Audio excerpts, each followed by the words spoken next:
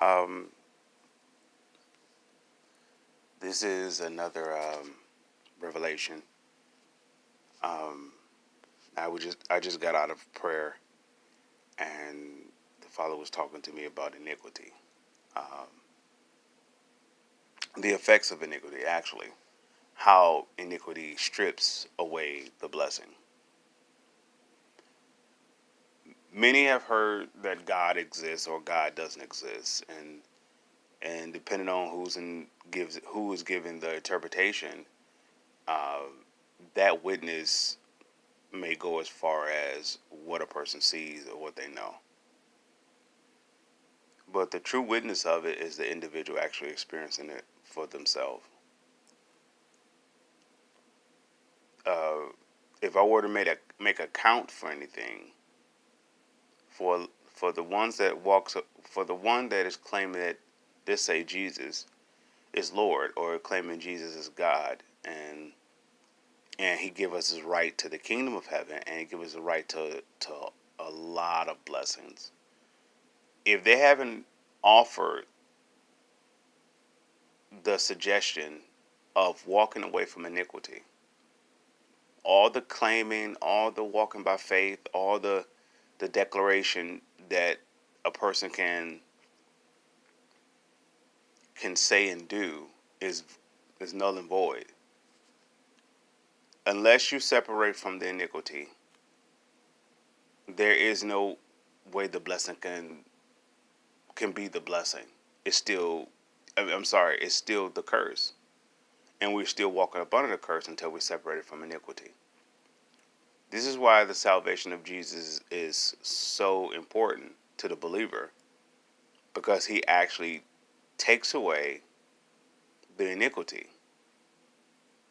and He doesn't take it away that is not present. He take away the effects of the curse of it towards the mind. Now, the curse can go as far as generational. It can go as far as the individual that continue to walk in the ways of the ones before them, that it can still that a curse can still apply to them. Iniquity is a door that anyone can walk in at any time. What Jesus did was eliminate the effects of the bondage to it, the entrapment to it, or the it's almost like it was a given for us to be or to do or commit to iniquity. He given us a way of a different way of living, which is freedom. If you're involved with iniquity, you're involved with torment. You're involved with it's part of the curse. It wasn't made for us to be happy or to be successful in any measure. There are rules and there are regulations. That's why there are commandments. For us, those they are there not to restrict us from life itself, but they are there to restrict us away from the curse. There's a scripture in the Bible that says, God never seen the righteous forsaken or their seed beg for bread. Any person who's struggling, and myself is included, the question has to be asked, like, are you still attached to iniquity? Which is more profitable, to have all the money in the world or to have no money, but you say something, or if you have a need and you speak it and you say, like, I want this need to be met, and it happens?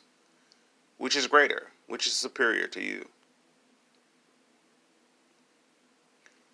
When we are separated from iniquity, we become God. We become one with Him. His spirit becomes us. We become Him. And whatever that He says and does, we say and do. And we actually see the manifestation like He is. He made us in the likeness and image of Him, according to, was that Genesis, I want to say 126.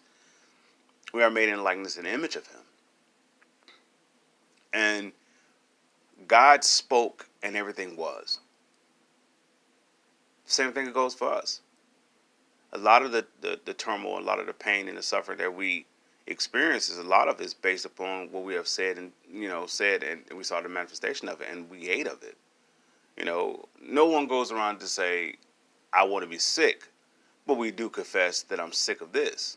Well, I do say that you get on my nerves, or we say different things to violate the spiritual world or the spiritual realm. We say things to violate, our covenant with God.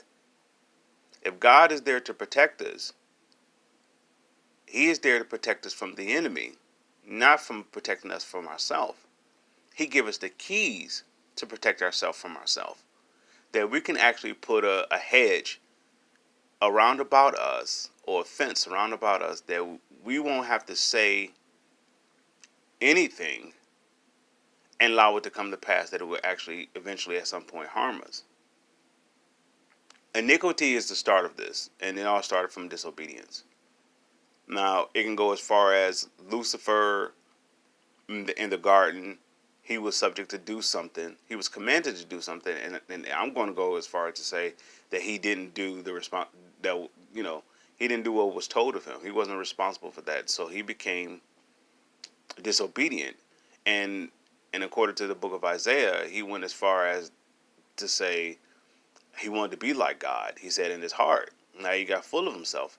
Now, if you look at us, how we do a disobedience thing, and all of a sudden our chest becomes enlarged, and or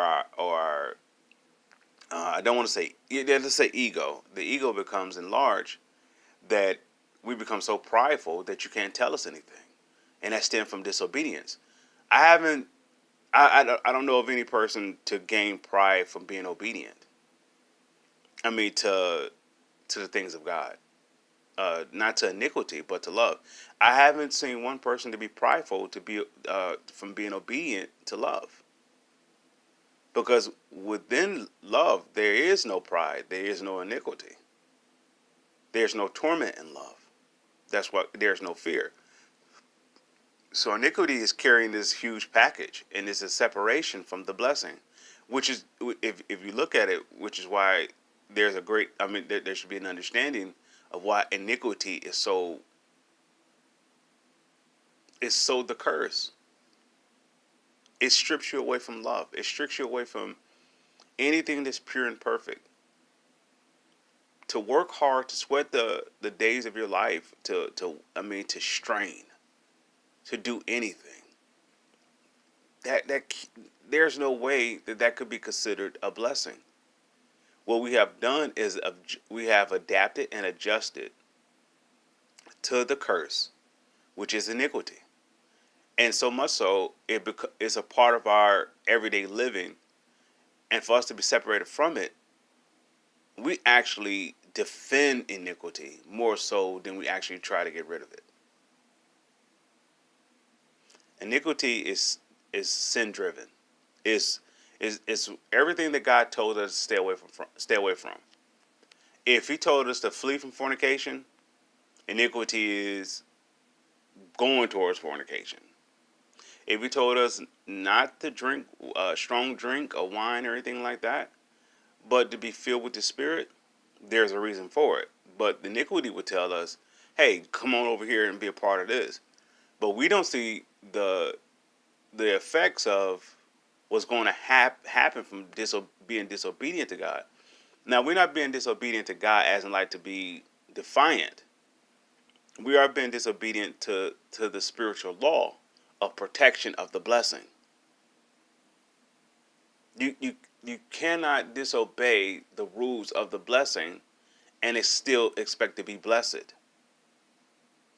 God's job is to lead us away from the burning house. And lead us, and by His Spirit, He will lead us to the water, the living water.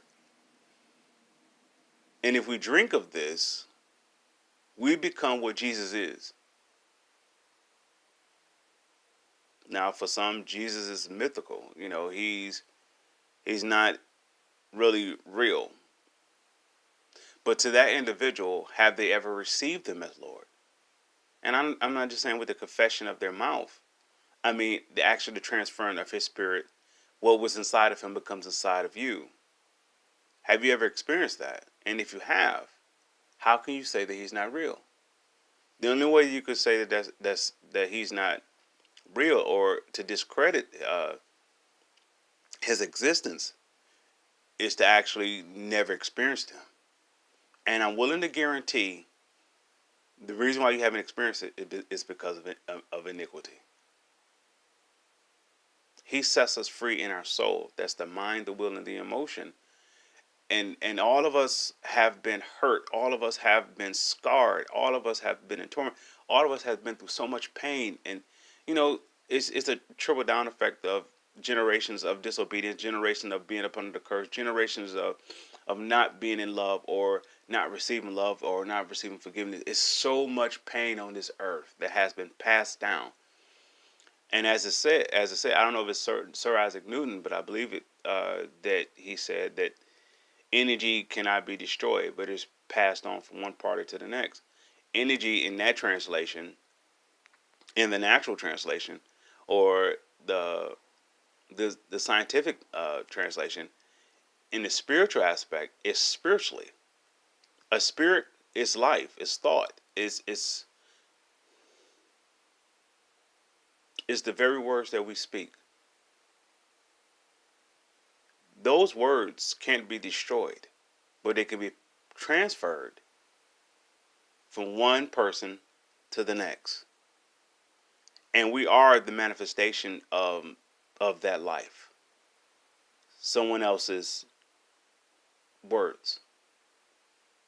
But going back to the point, if you separate, no, well, we actually don't have the power to separate ourselves from iniquity. But God has given us the power. He's spoken by the prophet Joel that he would pour out his spirit among all flesh, and he confirmed that the day of Pentecost with the disciples, with the apostles.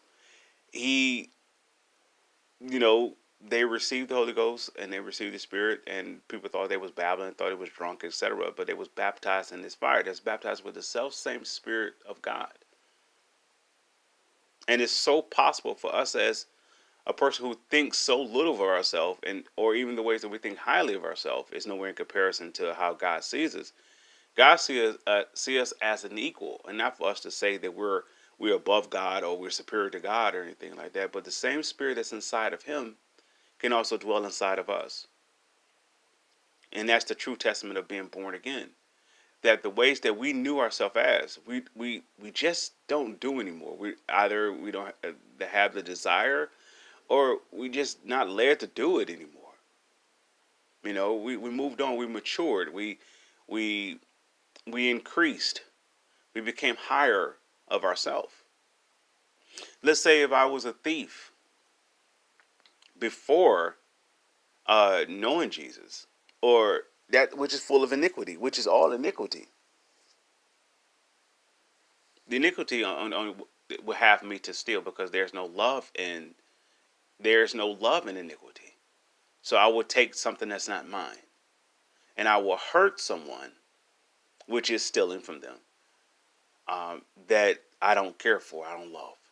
So God can be with that. How can that be possible? How can that possibly be blessed?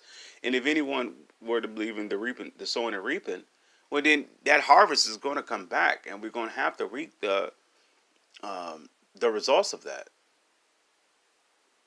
God doesn't desire us for us to perish or for us to be in torment. He desires us to be saved.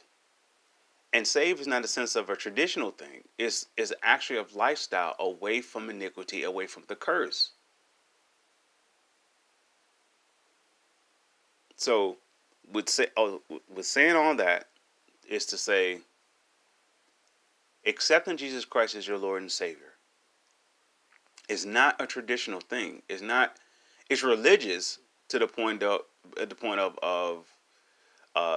I want to say labeling, or for man to have identification with, but it's far more than customs and trends or beliefs of man. It's an internal transformation within the individual. To confess Him as Lord is to say that He is your teacher, He is your guider. He is superior to any other thing in your life.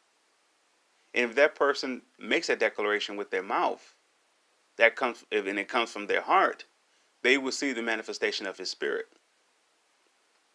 And the manifestation of that spirit will be the evidence of separating them from the iniquity. And if you are away from the iniquity, you are one with God. You are one with the creator of all the universe. You are one with him. And you are seated now inside the blessing.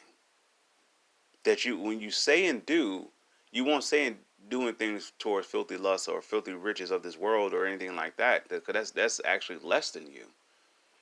You will say to a person to be healed, and they will actually be healed. Because now you're walking in love. You're not walking in greed or pride. You're not walking in anything to gratify yourself or to be selfish.